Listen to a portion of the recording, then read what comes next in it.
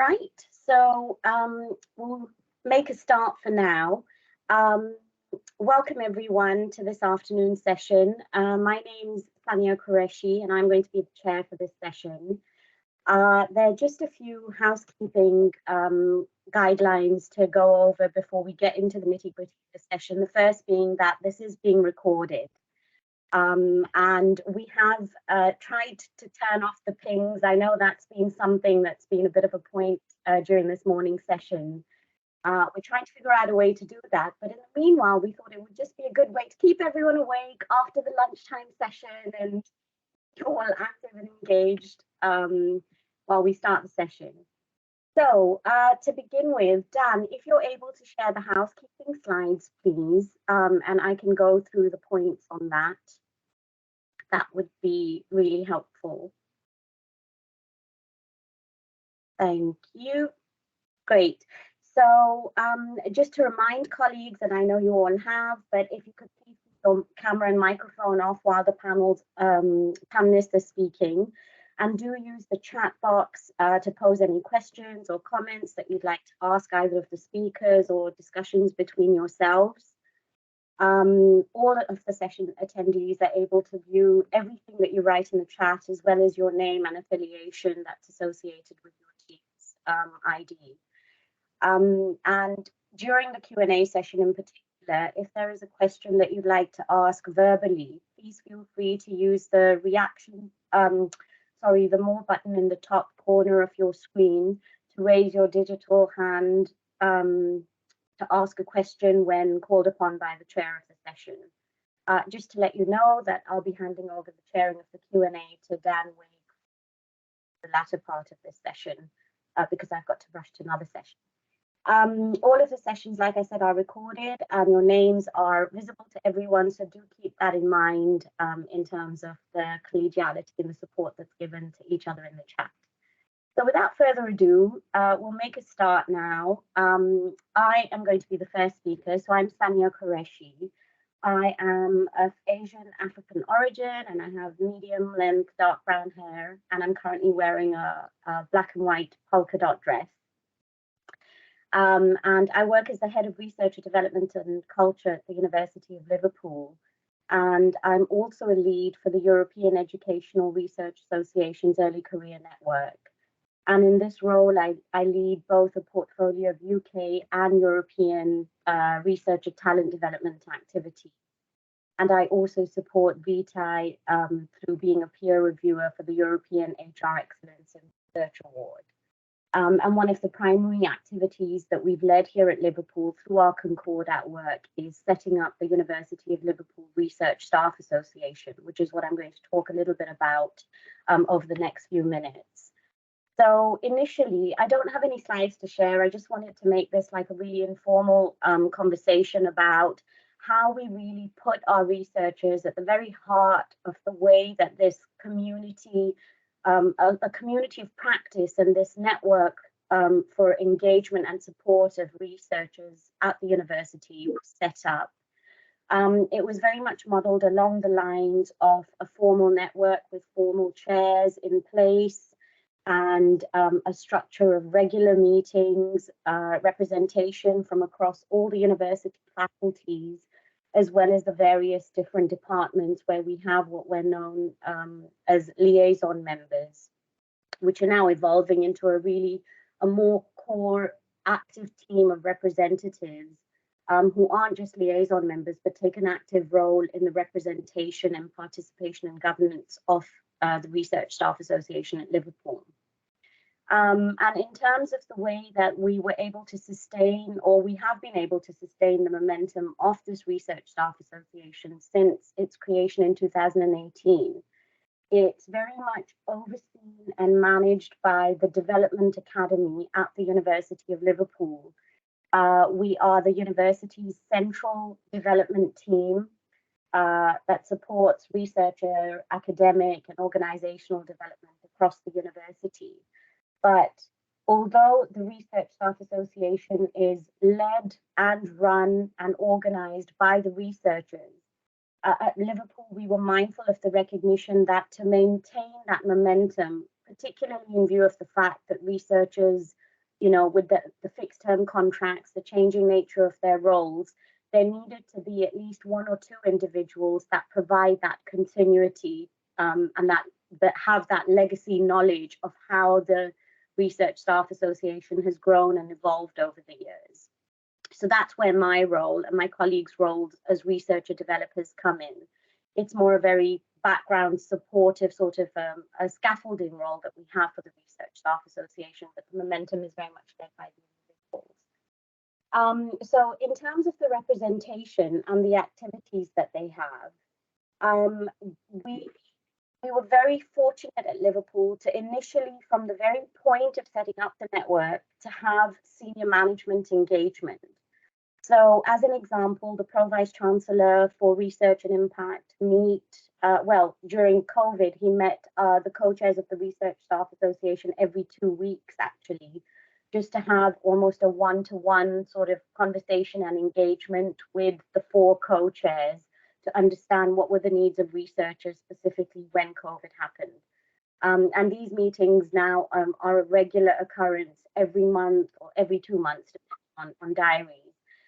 For the Pro-Vice Chancellor to have these direct conversations with the co-chairs to understand the priorities of the Research Staff Association, the directions in which they're going, and upcoming activities where there can be more strategic support from the university. The Research Staff Association are also represented at all the university's key decision-making committees, and that particularly starts with the Concordat Steering Group, where we have actually 30% representation of the group consists of researchers, as in postdocs or early career fellows across the university. And then by default, they're represented on the university's Research and Impact Committee and all the senior decision-making committees, even at local levels or at central, departmental levels, apologies. The other way in which we've been able to really incentivize or perhaps, recognize individuals' participation is that we've been able to provide funding for bespoke development activities for the various researchers that take a really active part in driving the momentum of the Research Staff Association at Liverpool. And that has certainly helped them to also be able to articulate and to make the direct connection between their contributions through the Research Staff Association. So whether that's the activities that they drive as part of the network, or whether it's the activities that they contribute to at a policy or at a strategic level across the university, and the direct career benefits that it has for them, that goes beyond just visibility. We've had, for example, 100% success rate with all of the past co-chairs moving on into careers of their choice. A couple have been outside of academia as well, but it's very much been a role that they have credited with the progression of the next steps that they've had. And of course, the networking opportunities that it's provided, by virtue of being part of this, the voice of researchers for the university. And at Liverpool, we're very mindful that as much as the academy or my role as a researcher developer, as much as I scaffold their activities, every single initiative is co-created with the researchers who have the ultimate voice and action in terms of shaping how activities are run, driven, prioritized, and so on across the Research Staff Association and the university more broadly. I will stop there and I will hand over to the next, to our next speaker. But that's just a really whistle-stop tour. I will post a link in the chat to the university's Research Staff Association page where you can see the terms of reference that we've set up and the way that each individual, the co-chairs or the deputy co-chairs, have responsibilities and how it just keeps the momentum going and provides that legacy for those that take on active roles and or move on to different roles throughout the research, the lifespan of the Research Staff Association. So without further ado now, I will hand over to Dr. Emma Compton-Dore, who is the Research and Development Manager at the University of Strathclyde. Emma supports the professional and career development of academic and research staff at Strathclyde, and has also been a member of the expert review panel for the Research and Development Concordat and a reviewer for the European Commission's HR Excellence in Research Award. Whilst working at the University of Dundee, Emma also co-chaired the UK Research Staff Association, or the UK RSA, and the College of Life Sciences Research Staff Association. And I know there's brilliant examples of practice that you can share with us, Emma, so over to yourself. Thank you, Sanya. Just to describe myself, I'm a white woman who doesn't want to describe themselves as middle-aged, but had reading glasses on her head, so probably is, with dark hair. Yeah, so at Strathclyde, as Sania says, I support all the research and academic staff, and as part of that, I support we call it a researchers group. It's an institutional research staff association. And I started at Strathclyde about 7 years ago, and when I started, they tried to set up a research staff association as part of the old Concordat plans and had struggled with it a wee bit, and kind of had never got a group of people together, but never quite got it moving. So when I came in with lots of experience of co-chairing different research staff associations, it was handed to me to try and get this up and running. And it was really the person before who I took it over from who gave me the kind of insight to get it going, because I'd never set one up before. And actually, when we got having a group of people, but it was really, they needed a remit to get them going. So when I started, I needed to find those people, and I was running a consultation on what do we do to support our research staff. And as part of that, I was engaging quite closely with the members of research staff and through interviews. And so I asked them in those interviews, like, what support do you need? Would you like to join this, be involved in this group? Which gave me a group of people to go to. I think that can be one of the challenges when setting these people up. Who do we get involved in it? They really were the first people to get this set up, and much like Sania is saying, our researchers group is really driven by our research staff, and I provide that liaison and scaffolding for them. While we were setting it up, it was really that idea of having a remit that was what enabled us to get it set up quite so properly, and the senior support that we got from it. And one of our senior academics said, right, well, if the remit's the problem, they'll report to our next research and development subcommittee meeting with a remit. Well, I know about that, and gave them a focus, so they did that and wrote it. I encouraged early on to have quite formal structure. I think for these groups, a fairly formal structure helps them keep going and helps that sustainability, that momentum and sustainability can be really difficult. And you see peaks and troughs in that, in any form at any level. They can exist in kind of, when I was in Dundee, it was a department level, but at all levels, there's an issue with that. And having a fairly formal structure with regular meetings. We've just implemented reporting into one of our senior committees. The group's now aligned to what's become our research development and subcommittee. We also have they have a 3-chair structure. So one of the issues you can see with these groups sometimes is that they're research staff, they're on fixed term contracts, they leave suddenly. So we have a 6-month incoming chair who becomes a chair for 6 months, who becomes an outgoing chair for 6 months.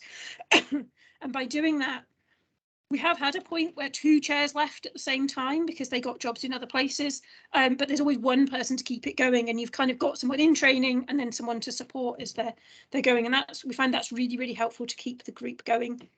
We've also kind of over the years find some other things to kind of help the group keep going. So there's a regular AGM, so an annual general meeting, which helps with that recruitment and helping people across the university to know what's going on and reaching out to those research staff. Our researchers group chairs also attend our research staff induction just to do a wee bit of a pitch, and that helps people come and actually join the group. And of course they're just really embedded in the institution now, so the senior staff are there to be able to help go out and say, encourage people to attend and send out those recruitment adverts. In terms of the kind of the support I give for them, then I attend the meetings, obviously, and my colleagues in research development attend the meetings. I also meet monthly with our researchers group chairs, and more and less depending on what's going on at the time, kind of a lot of Teams chat and things like that going on in the background sometimes, but just kind of giving them that advice. Sometimes things come up where they might need a bit of advice about how do we approach this? Should we go to this senior person? Should we take it to a committee? So I can kind of give that type of advice about how we move things forwards. I also tend to just keep in the background a wee bit of an eye on the numbers, kind of thinking about sustainability. And when, there have been times where the numbers have got really low and just kind of said, right, let's do a bit of a recruitment drive. Sometimes they just need, that kind of support to do that and say, right, we've got all these central resources to help you send out emails and mailing lists and things. So one of the really, really important things for us at Strathclyde is the representation piece for our research staff. And this has really increased over time. So when the groups started, it was felt to be important, but it was kind of a group to support research staff. But actually over time, as they've become embedded in the committees, we now have representation from the group on all our central and faculty research committees. And it's a standard thing now. We've just had a rejig of some of our committee structures, and it's absolutely standard now that the researchers group are asked to attend those types of committees.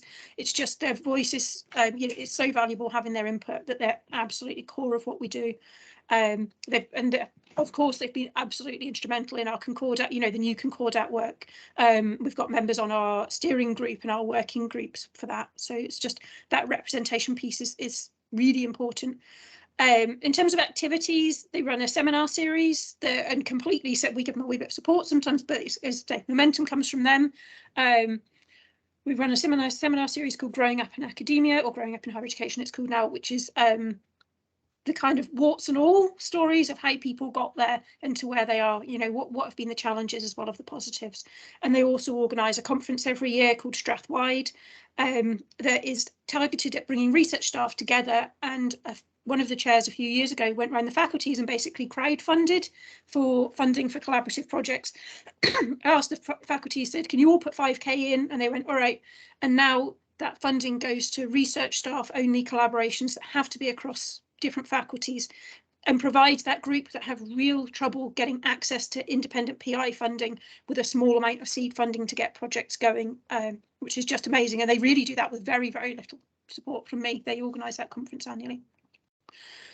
I think just to kind of finish on what are the kind of the benefits for the university, I've touched on it really already, but it's that research staff voice, being able to have that and being able to have that easy access to it and really hear from that group that we all know is quite hard to engage and quite hard to hear from. They can tell us what's going on, they can highlight issues that maybe we wouldn't have heard about otherwise. And conversely, they can also help us raise awareness about the initiatives that we're trying to get research staff involved in. I think the benefits for them, again, is that research staff voice, about them being able to really engage with the central university. And as Sonia said, it's that career development piece. It opens the doors to so many opportunities and to so many people centrally that they just wouldn't necessarily even be aware of that were there, but they can, come and they meet senior academic staff, they meet professional services staff, and just those opportunities. And again, we find that most of our chairs have gone on to certainly jobs that they are the ones that they want, and those that have stayed in the university are mostly moving on to kind of the next stage into lecturer, or we have a research fellow position as well. So it's really, really important for their career development. So I am going to finish there, and I think I'm dead on 7 or 8 minutes, and hand back to Sonia. Brilliant, excellent timing, exemplary timing. Thanks, Emma.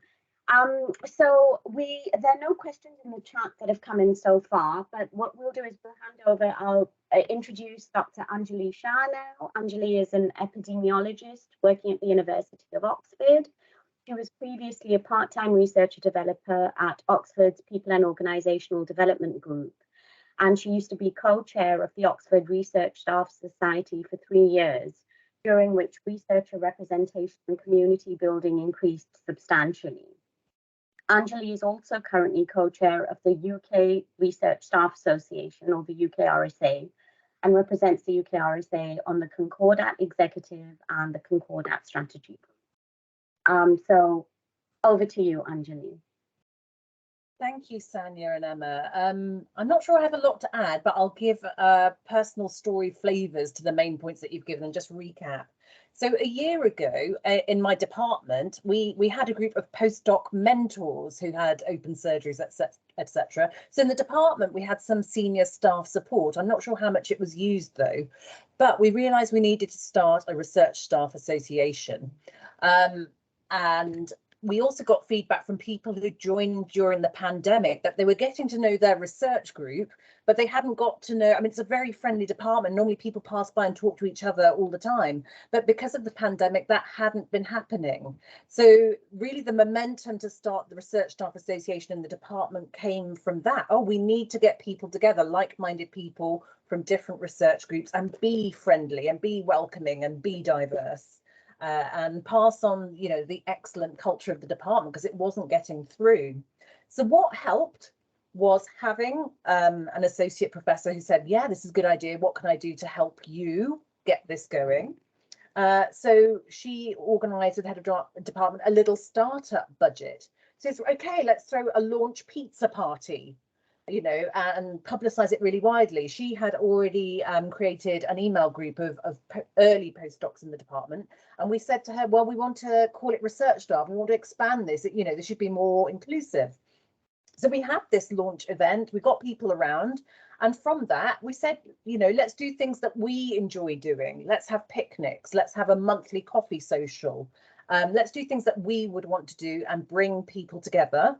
And I tell you what, use that budget for food and drink, because that will always draw people in. But we also need to introduce people to those around the department or beyond in the university that can help them and that can offer support with things like settling into Oxford with accommodation or you know, some social activities. So I think having a little budget, having some senior staff support, as Emma and Sonia have already said, can help. Also having multiple chairs and multiple people per role. Say taking something on for a year, life happens. And so, you know, at some point I'm up front with committee and say, at some point, I know you might need to step away for family reasons or for any issues that are coming up, or if you really have to work to something on a grant or something, just let us know and we'll cover. You know, it's not the end of the world if you need to step away. So I think having multiple people there is good as well. So that's been going well. Obviously, there are better phases and more quieter phases, but I think having an issue that brings people together and says, yeah, let's get behind this. And it was the pandemic for that one. With the Oxford Research Staff Society, I've had two hats. So originally I joined because of wanting a social network, as settling into Oxford. And the way it was structured was two ways. It was social and networking. And can I just say, it's absolutely thriving now. And you get people, you know, you get momentum going and it goes and goes and it's thriving now. And I'm so pleased because I've stepped away from it and there's weekly pub socials. We've just had an international barbecue and picnic where everyone brought something from their country of connection or collaboration and went for a walk in the park, as well as that coming together.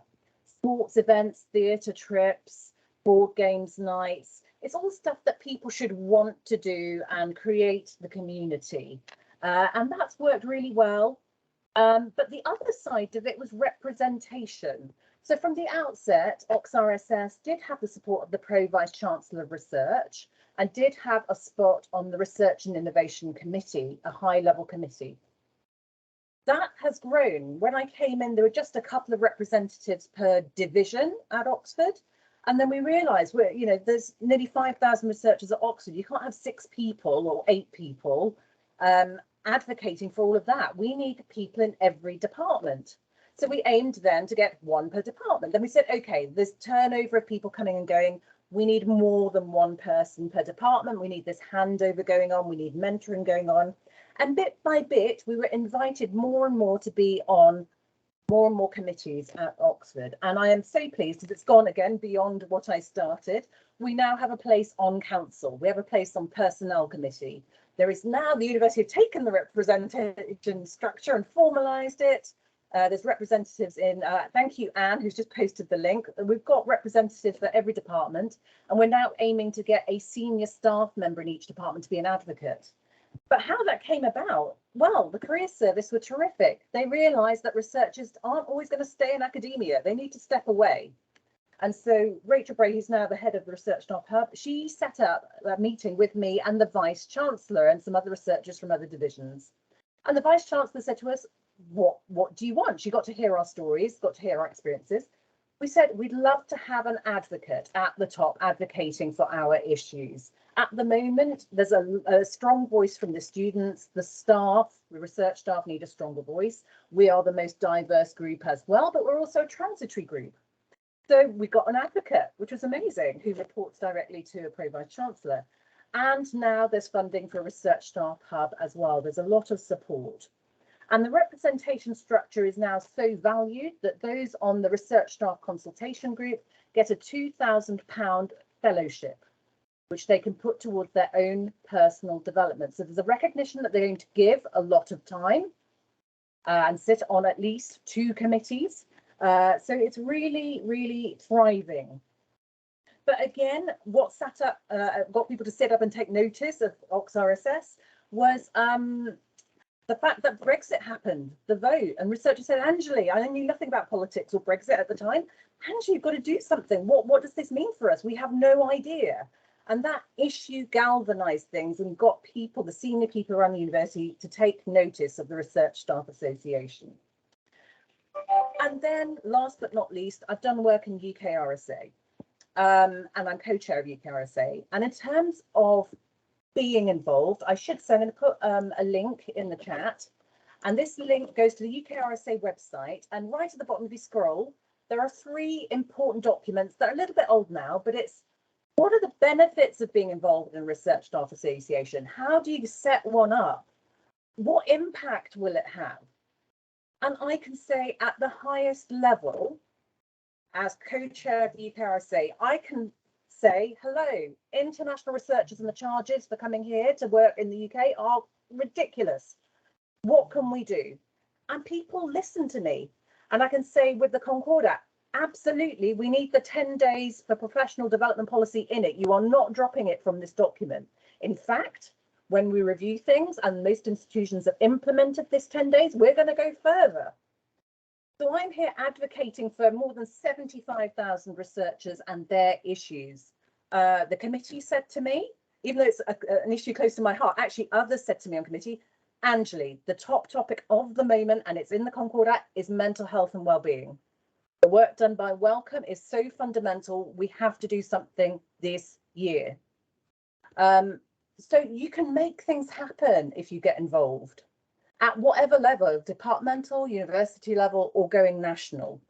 And I have to do a plug. UKRSA, we're always looking for people to come and join and support, and we need people from across the whole UK.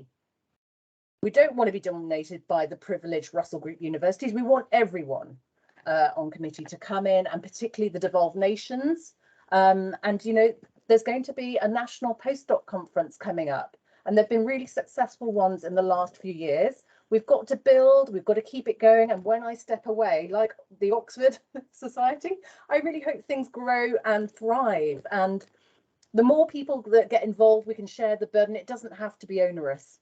Obviously, we welcome people who are really passionate about key issues. Go for it. Go for it. Advocate and do your part, because it's a very exciting time right now to be involved in research, networking, socializing and representation. There's a lot going on. I'll end it there. And Sanya, I know that you'll have to leave soon to the next session, but I will hand back to you just for a minute and then to Dan to take the Q&A section. Okay, lovely. Thank you so much, Anjali, for that really, you know, you just brought it all together about the positive impact that engaging with a Research Staff Association or any sort of networks, not just from a peer perspective, but both, you know, the horizontal, the upward engagement and the engagement diagonally with all sorts of different stakeholders has on a researcher's career, and the undoubted benefits that it brings to an institution as a whole. So that was really brilliant. Thank you. I think I won't manage the chairing of the Q&A. I'll hand over to Dan officially to do that, if that's okay. And I'm afraid I'm here for about another 5 minutes, if that's okay, Dan. Of course, yeah. Thank you very much for chairing this until now as well, and thanks very much to the speakers as well. That's great. And I can see we're having some questions coming into the chat as well, and I might just open these up to the group more generally. So feel free to jump in. So yeah, we've got about just over 10 minutes before the next session. The first question we've got in is, how are disciplines represented in your RSAs?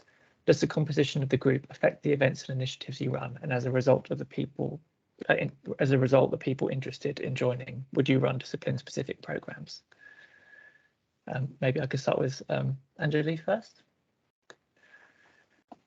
I've got a very specific example. I know Anne is on the call listening in. A very specific example of this is in my department, someone had set up writing sessions, academic writing sessions. Let's get together. But originally it started in the humanities division, and then it got taken on by the Research Staff Society. And we realised we had researchers coming from all different disciplines and wanting to do different things and needing different timings to work out writing an abstract versus an ethics application versus writing a humanities paper to be published in a journal.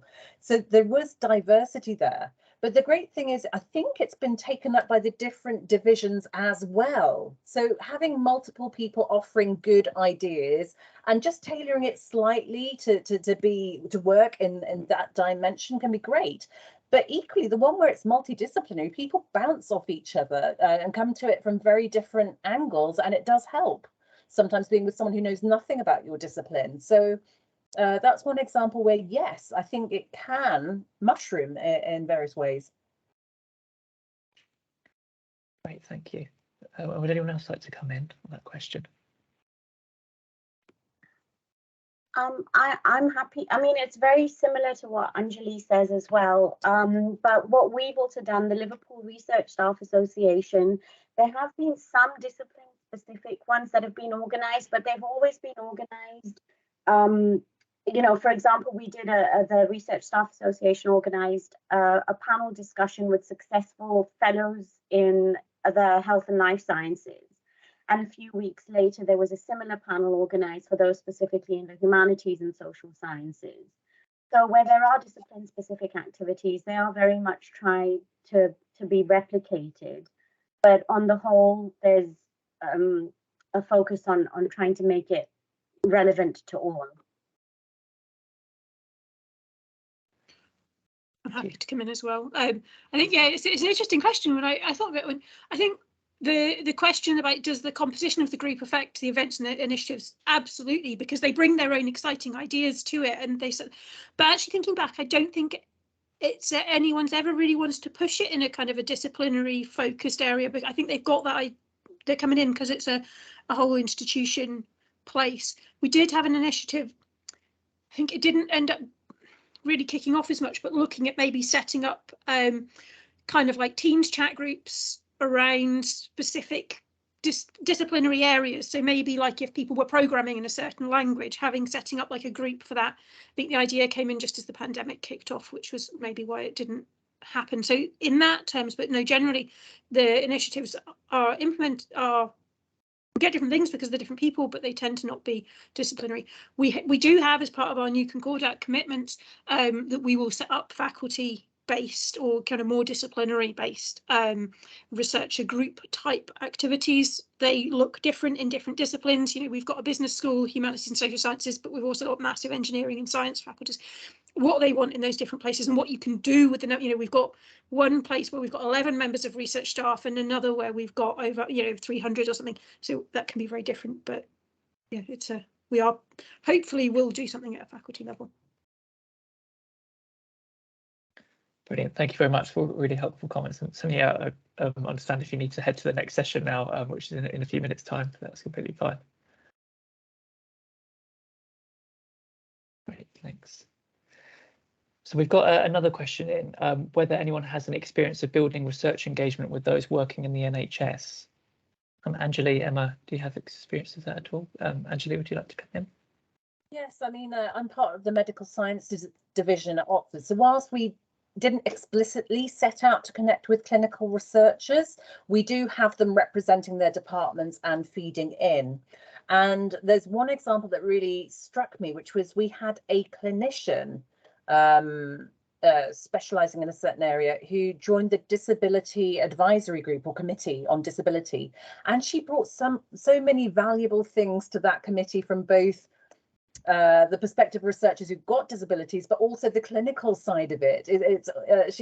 A lot of people on that committee said that she was incredibly valuable because she brought in her clinical experience of what these issues really meant for people in terms of it affecting their research. So yeah, I think if you have a medical sciences vision, it will naturally occur. Great, thank you. And Emma, did you have anything to add on that? Okay, great. So the next question is, what does the panel feel is the benefit or added value of researcher engagement activities offered by funders? Either of you have any comments on that at all? Emma, do you want to go this time?